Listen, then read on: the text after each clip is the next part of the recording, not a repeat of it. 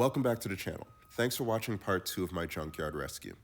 In part 1, I introduced the plan for the 77 D100 Warlock, started sanding, and took the truck completely apart. Where we left off, the frame was sandblasted and repainted.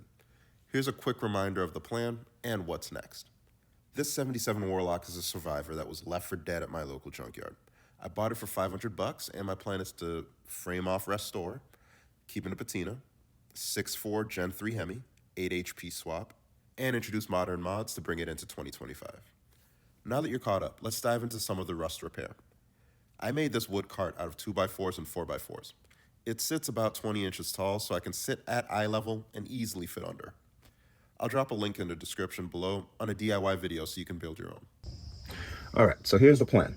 We're gonna get rid of all of this rust. Starting out, I'm gonna cut a 1/4 inch above this bend line right here, and that way I can keep all of the mounting screw holes intact.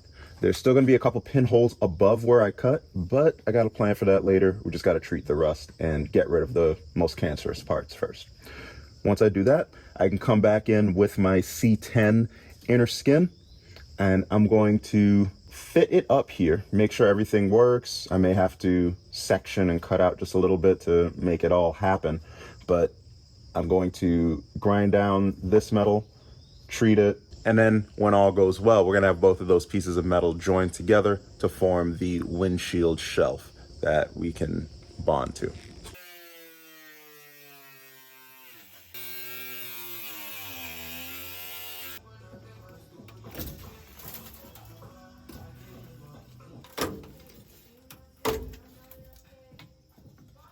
The most critical rust is at the top of the windshield.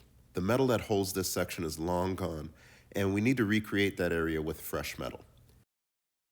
All right, so we have gotten all of that cut out, and we got a lot of rust. A lot of rust. But thankfully we're looking good. We've got enough cut out of here where, you really only have a couple of pinholes, and I can grind all of this up, get to a point where it's ready to treat, and we can move on to the next step. Since the aftermarket doesn't make this section, I bought the same metal meant for a C10 just to see how close it'll fit. It looks good online, and I figure I can chop, weld, and turn it into what I want. Unfortunately, it was just too different from what I needed. So I scrapped that idea, and I had to make a hand-formed version that I just fabricated. Unfortunately, the metal is not long enough to reach from end to end, so I'll have to get a little creative with that. The handbrake in the background is only 36 inches wide. The windshield, on the other hand, is about 54 inches. So I had to take a step back and go to a little bit of an old school method to get the bend in the metal that I wanted. I used two 2x6s, clamped them together, and I'm making the lip about an inch and a half wide. There'll also be another inch and a half on the underside of the roof. That way that can weld to this new metal. Once I create that lip all the way across, then the windshield seal will have something to ride in as it skates across the top of the roof.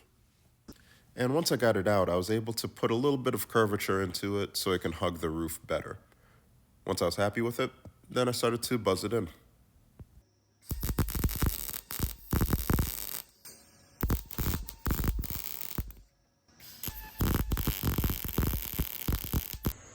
Okay, so now we got that top piece welded in. I still got a few more welds to tack in there, kind of make it consistent.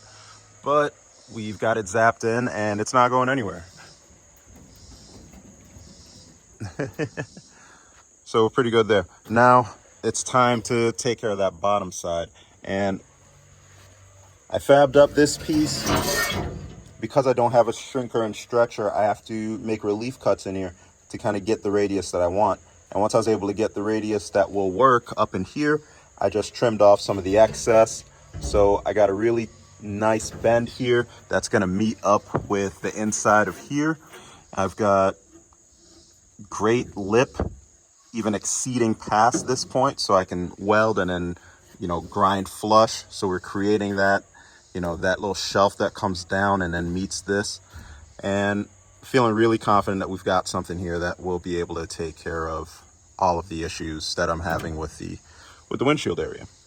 So once all that's tacked in, I'll take care of welding back up the relief cuts. And then there'll need to be this little extension piece that I take care of on this side and this side. But happy to do that once we know that the majority of this is all taken care of. Moving on to the rest of the car, I need to sand this down a little bit more. I need to sand the underside of the cab, and then I'll do a final rust treatment and cleanup of inside the cab.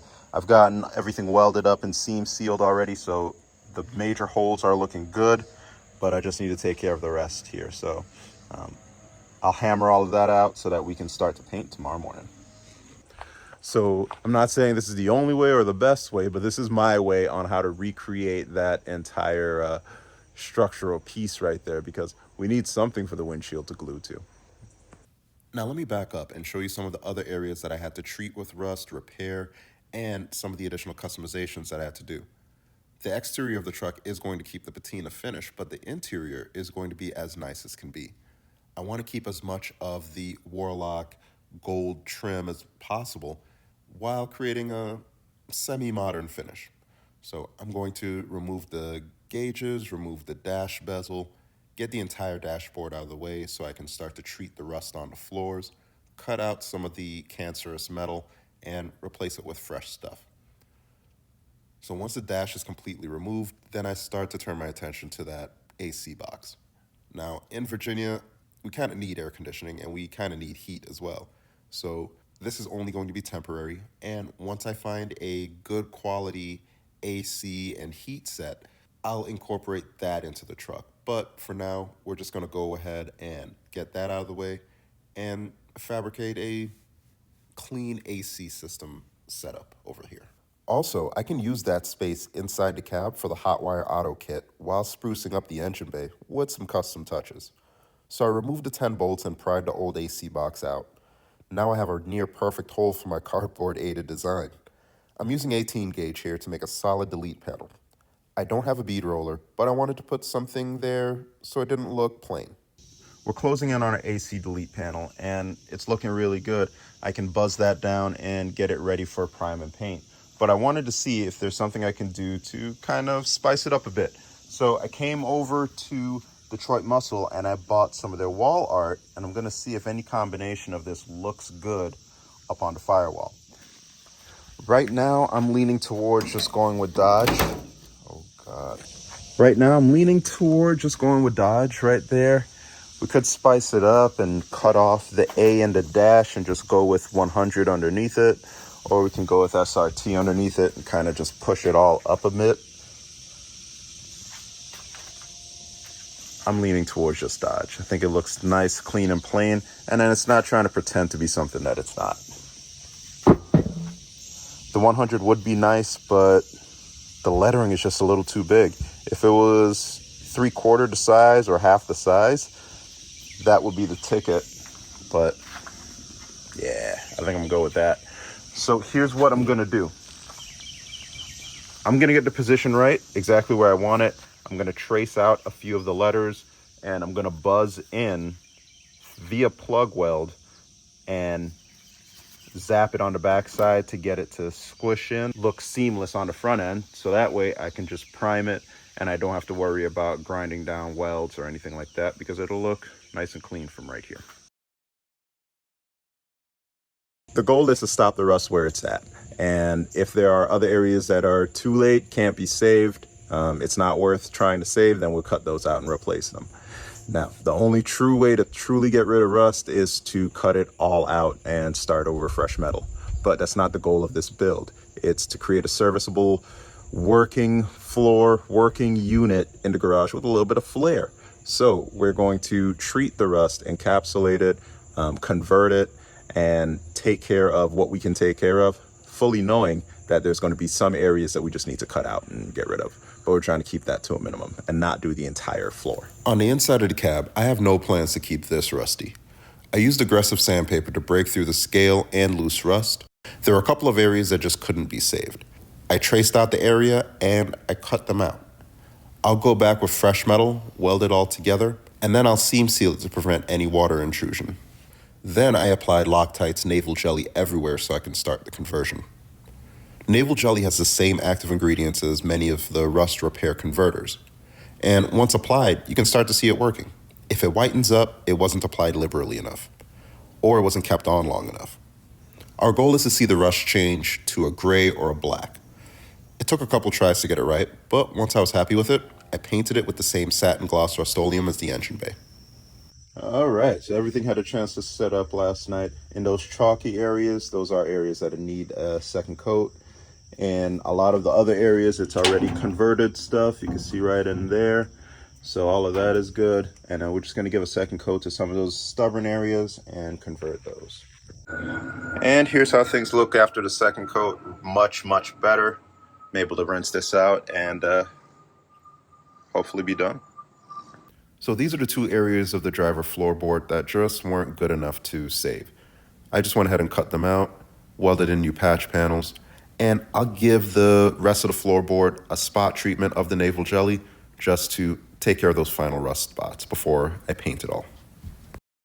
The bed was in pretty good shape, but there was some peeling undercoat that I wanted to take care of. The wire wheel is good enough to remove flaking and heavily crusty areas, but still soft enough to polish surfaces that don't. So I was using that on the inner wheel wells and even on the inside of the bed to knock off all of the serious rust. Then I came back with 320 grit on some of the heavily rusty areas, 1000 grit or my 3M gray pad on some of those other areas, just to get everything in a really good position so we can move on with the next steps. Similar to inside the cab, underneath the hood needed some work as well. Everything was in relatively good shape, but there were certain sections that were just too damaged by rust to convert. So I had to cut out some of the inner wheel well, some of the front cowl area, and fabricate new pieces of metal to go into those places. While I was at it, I wanted to take a little bit of liberty and kind of finish off the edges and round bar. All right, so now we're turning our attention to this lip. As you can see, there are a few areas that are a little bit rusty. It's not a consistent edge the way I want it to be. So I'm gonna take some of this round bar, set it in here, and weld along that edge to give it that nice lip, that nice radius, and kind of build up what was here and turn it into a really nice finished edge.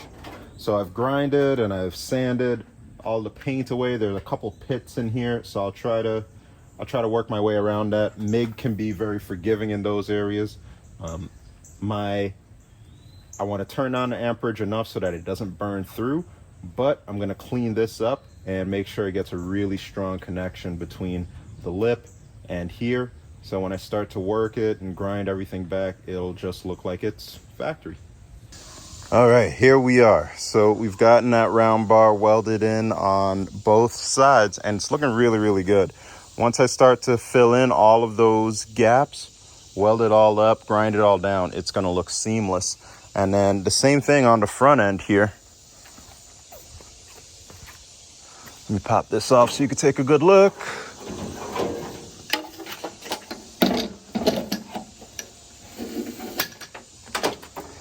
Yeah, that's kind of what we're looking at. So same thing here, fill in the welds, fill in the ends, but look at that. It's going to be great once it all comes together. So there's a lot more welding, and then I still have to treat the rust one more time. As you can see, we still got that white scale. That basically means we have to apply more naval jelly. So I'll do that on the edges, the corners, and underneath the center section, just so that we're in really good shape once I start to do the final body work, get rid of all of the waves, and kind of dial everything else in. All right, so the front core support was bugging me a little bit because it had some craters in it. It was solid metal, but you know, the beginnings of rust has taken hold, so it does have some of those pits in it. I wanted to take care of that. So after my initial layer of rust proofing, I went ahead and filled all of that, and now it's ready for a final layer of rust proofing, and then we'll do the same thing with our inner fender wells back there. Once we do that, we have a consistent base, and we can start to spray primer on it and then build up from there. Now, the inner fender wells, they're gonna need some more body filler as well, but because I already have the paint mixed up, I'm just gonna go ahead and spray it now, just being careful that as I start to sand the layers down, I won't poke through the rust proofing. If so, I'll have to repaint that, but I'll be prepped for that. And we are prepped for this as well. So let's go ahead and spray it.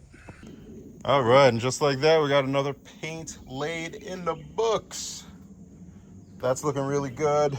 I even touched up inside the wheel wells, and I did on the inside bottom of the bed.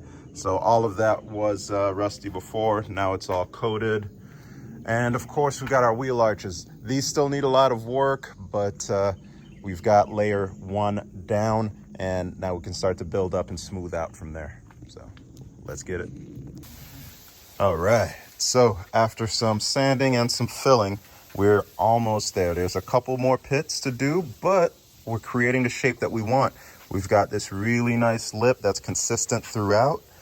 We've got a couple of areas that need a little bit more filler. I'm feeling that sink in there, but all the dark spots are areas that we need to bring attention to. Either another coat of filler primer is going to take care of it, or I'll have to come back in with some icing, depending on how deep the spot is. Now, when I get down to the black, that's when I know I need to stop, because you're at the point where you're going to break through. So you definitely want to stop whenever you see black. So I'm just using that mentality to roll through everything that we got going on here. And I'll give attention to all these little spots, you know, make sure that we're all smooth all the way across, and then we'll be ready to final paint and, you know, take care of business after that. All right, so it's the next day. It is about 60 degrees out, so it's not warm enough to paint quite yet. But as soon as it is, the high today will be 76. So mid-morning, early afternoon, I'll get this all painted satin black to match the rest of the inside. I'm gonna lay another coat on everything else as well, including some of these areas that I just sanded down. As you can see, I can give some more attention to right in there, just to really dial things in. This is going to be the finished coat on it, and I'm not rocking with any clear coat as far as I know yet. So I'm just going to do it the same way that I did the firewall. Make sure everything looks good, everything is, you know, painted perfectly, and we'll be ready. I'm going to come back with seam sealer all the way across down here and some of those edges to make sure everything is watertight. But overall, really happy with the way this looks. Rust-Oleum products, it's just simply great. And just to know that you can throw it in a gun and you can get professional level results with it is just the icing on top. And here is the finish that we're finally getting out of this thing. And it's gonna dry satin, so it's not gonna be as glossy as it is right now, but this is exactly what I want. When you pop the hood, it's neat, it's orderly, it's clean, and it's a surprise from what you're going to see on the exterior of the truck. So really happy with this finish. So I'm going to lay one more coat, make sure to get, you know, in here and some of the other areas that appear a little bit light, and we can finally start to button things back up and start to turn this into a truck again. All right, so we got all of our steering and suspension components right here, and this is just for the front. So we'll be able to take everything off, put everything back on, and adapt the van lower control arms to the truck. Now, as you can see here, the spring sits right on top versus the vans that sit inside of a pocket. So that gives you 2 inches. You cut a spring, you get 3 inches, and then you have a stance that's just sitting real low and mean. Now, the van lower control arms are available online. I got mine from Rock Auto, but they're not exactly plug and play. There are areas that you need to grind down, need to recoat with paint, and there are other areas that you need to drill holes into. I'll cover all of that right now. All right, so we got driver's side lower control arms here, and we need to make these 2 holes. Even though mine does not have that rod right now, I'm going to source it eventually. So what I did was I made a quick template lining up the holes of the shock with the holes of that rod, and then I just brought it over here, and I used you can use some long screws, you can use some dowels, whatever you need to line up that, and then mark your spots right there. That way I got a repeatable process that I can implement, and I can do the same thing on the other side, and I'll be good to go. So if you take a look at this ball joint, it's really unassuming. You may think that it's just a regular press-on fitting, but it is a screw-on type, and you need a 2 9/64 socket to put on there, and then once you do, you'll be able to unscrew it.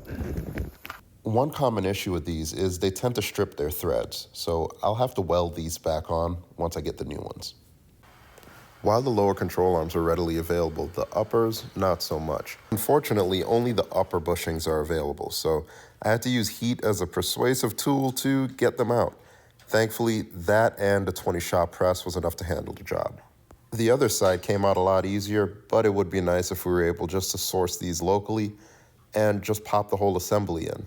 Bonus points if we had tubulars.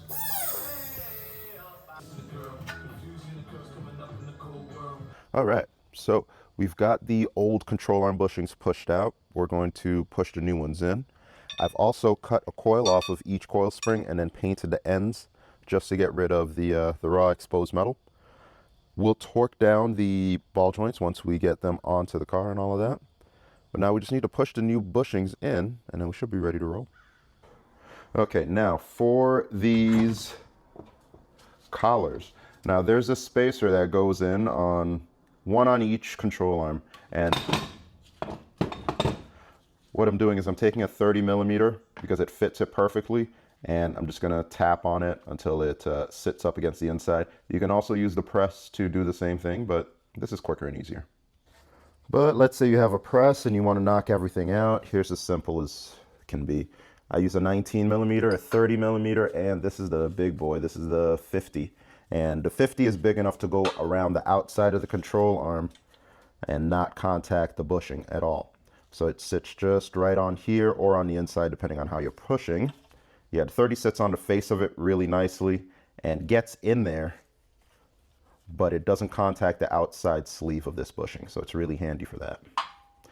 And then the 19, it's a small boy. So it just goes right here and it, pushes on that without any bit of damaging the bushing itself. So here it goes. 50 sits on the bottom. I throw this in right here, and then the 19 goes on top, and then we just start to crank away. And here's what it looks like as it reaches its forever, for now, home. I keep telling myself I'll never do bushings again until I do bushings again. Okay, and we're looking to see if it's gonna contact the control arm sleeve, and it looks really good. So I think we'll release it there. Rinse and repeat on the other side. And now we got the 30 on the bottom. We're gonna flip this around with the spacer sitting to meet that socket. And then on the back side will be the 19 to drive everything down. That's what that looks like. Now you wanna make sure that gap disappears. And if you have a little bit of that bushing exposed on the back side, that lets you know you're perfect. Now remember, this lower control arm mounting bolt is 5/8 of an inch. We need to drill this out to 3/4 of an inch to be able to use these new bolts and that van lower control arm. Did you know, at this time, these bolts cost $30? Everything in this bag was $29.50. And still got just enough room for the nut to go on there. Sweet. Now, it's not lost on me. This car needs to be at the biggest show of the year in less than 2 months, and it's currently in 1,000 pieces. Frame, front clip, cab, bed, wheel arch. All the suspension is finally together, but there's still a lot more to do. So I'm just gonna kick it into overdrive. I'm gonna focus a lot on getting everything rolling today, getting everything in one piece, and jam in on this truck because we got a show to do.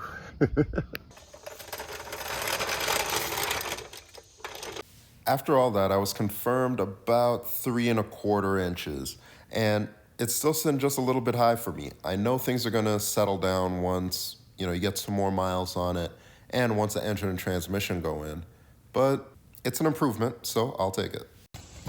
And here's the state of our old suspension components here. So happy those are out. Here's the ball joints.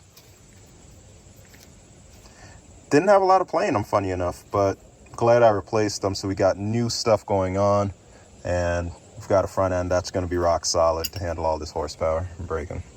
But that's everything for this episode. In part 2, we were able to cover all of the rust repair, the custom metal fabrication, and the front suspension.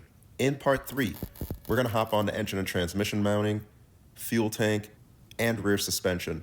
Not to mention, we will finally get the body on top of the frame and get this looking like a truck again. With SEMA so close, every moment counts. Thanks for watching. Talk to you on the next one.